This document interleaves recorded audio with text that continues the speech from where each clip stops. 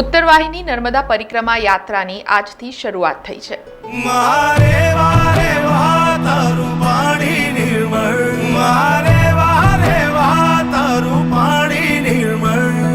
ખળખળ વહેતું જાય તારું પાણી નિર્મળ, ખળખળ વહેતું જાય તારું પાણી નિર્મળ।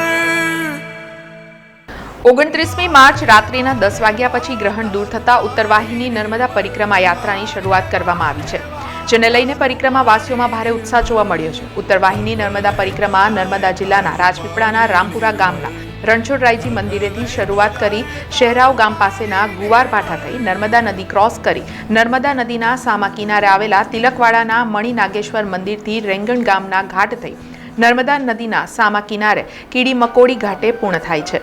જો વડોદરાથી ઉત્તરવાહિની નર્મદા પરિક્રમા કરવા જવું હોય તો વડોદરાથી ડભોઈ જઈ શિનોર ચોકડીથી રાજપીપળા રોડ સેગવા ચોકડી થઈ નર્મદા નદી પર વડોદરા નર્મદા જિલ્લાને જોડતા રંગસેતુ બ્રિજ પરથી પોઈચા રાજપીપળા રોડ પર શહેરાવ થઈને રામપુરા જવાય છે।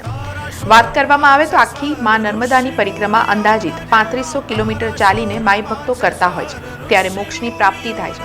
ત્યારે ઉત્તરવાહિની અંદાજિત 18 કિલોમીટર નર્મદા પરિક્રમા કરવાથી મોક્ષ પ્રાપ્તિ સહિત નર્મદા પરિક્રમા કરવા જેટલી જ પુણ્ય પ્રાપ્તિ થાય છે।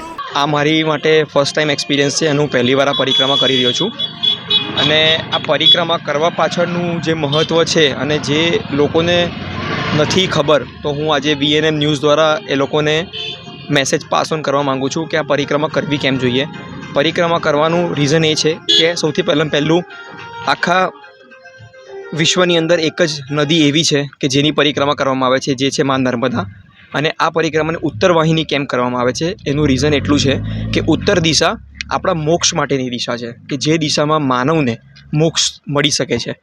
તો રામપરા ગામથી તિલકવાડા સુધી માં નર્મદા ઉત્તર દિશામાં વહન કરી રહ્યા છે, એટલે આ પરિક્રમાને આપણે ઉત્તરવાહિની કહેવામાં આવે છે। અને આ પરિક્રમા કરવાનું રીઝન એક જ છે કે આપણને મોક્ષ મળે। બસ મનથી એવી ઈચ્છા થઈ કે આ વર્ષે નર્મદા મૈયાની પરિક્રમા કરીએ અને ઘણા વર્ષથી આમ ઈચ્છા હતી કે આવીએ, તો આ વર્ષે પૂર્ણ થાય છે। હજી શરૂઆત નથી કરી, કરવાની બાકી છે। અમે અમારા તમામ મિત્રો સાથે છોટાઉદેપુર જિલ્લાના નસવાડી તાલુકાના પલાસની ગામેથી આવીએ છીએ અને અમે ઘણા વર્ષોથી આ પરિક્રમા કરતા આવ્યા છે અને આ પરિક્રમા કરવાથી ઘણું બધું આપણાના જીવનની અંદર એના પરિણામો આવેલા છે। આસ્થાથી જોડાયેલી આ પરિક્રમા છે અને ઘણા ભાવિક ભક્તો આની પરિક્રમા કરે છે।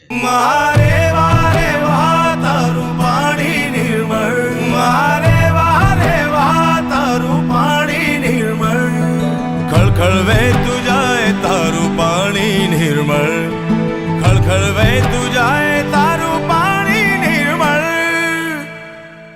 ડભોઈ તાલુકામાંથી પરિક્રમા કરવા માટે આવેલ છે અને આજે પરિક્રમાનો પ્રથમ દિને શ્રદ્ધાળુઓ ખૂબ શ્રદ્ધાભાવ સાથે પરિક્રમાની શરૂઆત કરેલી છે અને સરકારશ્રી દ્વારા ખૂબ જ સારી વ્યવસ્થા કરેલી છે, જેથી કરીને પરિક્રમા કરનારને કોઈ પણ પ્રકારની અગવડ ના પડે। ખૂબ જ સુંદર આયોજન કરેલ છે।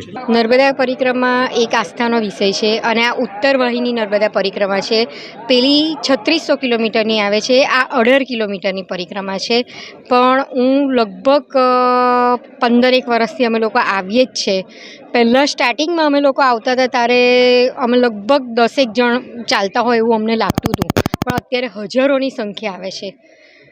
અહીંયા આવો એટલે રણછોડજીના મંદિરેથી તમારી પરિક્રમા સ્ટાર્ટ થાય છે અને તમારા મનમાં બહુ જ સારું લાગે છે, ફિલિંગ્સ બહુ જ સારી આવે છે। બધા ગામોમાં ખૂબ સરસ ભંડારા હોય છે અને લોકોની પણ એટલી બધી શ્રદ્ધા હોય છે અને લોકો સેવા પણ એટલી સારી આપે છે। અને અત્યારે જે અહીંયા જે પરિક્રમા અમે લોકો કરવા આવીએ છીએ એ 1 મહિનામાં અમે લોકો લગભગ 5 વખત તો અમે લોકો આ પરિક્રમા કરીએ જ છે।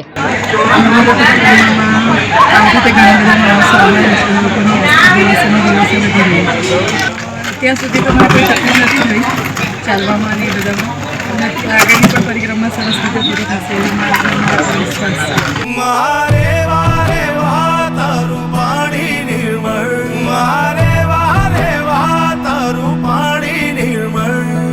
ખળખળ વહેતું જાય તારું પાણી નિર્મળ, ખળખળ વહેતું જાય તારું પાણી નિર્મળ।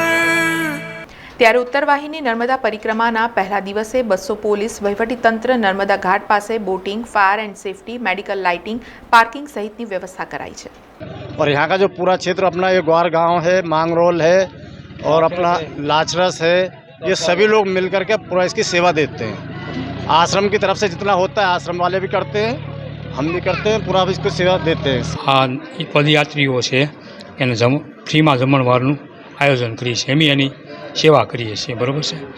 અમારું ગ્રુપ સુરતનું છે, સહયોગ યુવા ગ્રુપ સુરતથી અમે આવીએ છીએ અને અહીંયા નવયુવાનોને અમે કહેવા માગીએ છીએ કે તમે આવો, આ રૂટ જુઓ, આ પરિક્રમાનું મહાત્મ્ય સમજો અને આ જે કાર્ય અમે કરી રહ્યા છીએ એની ઉપરથી પ્રેરણા લઈને ભવિષ્યમાં તમે આવું કોઈ આયોજન કરો અને તમે આ પુણ્યના ભાગીદાર બનો।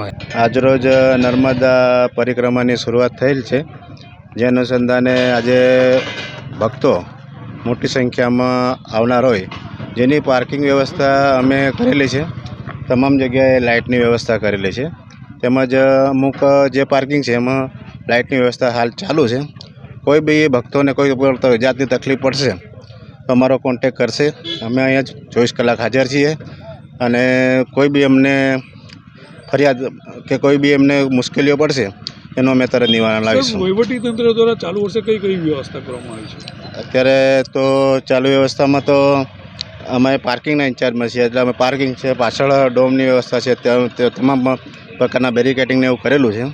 તેમજ નર્મદા ઘાટ પાસે